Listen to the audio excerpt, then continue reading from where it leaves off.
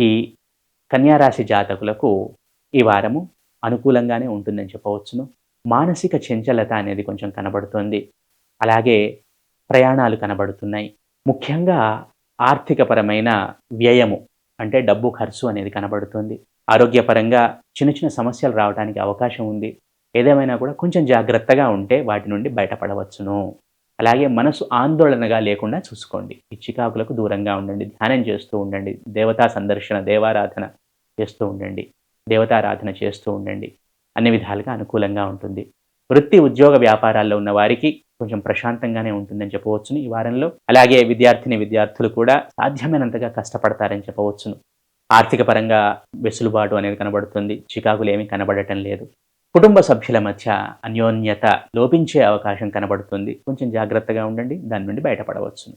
ఈ కన్యా రాశి జాతకులు ప్రతి నిత్యము దక్షిణామూర్తి ఆరాధన చేయటం ద్వారా, లక్ష్మీదేవి ఆరాధన చేయటం ద్వారా సత్ఫలితాలను పొందుతారు.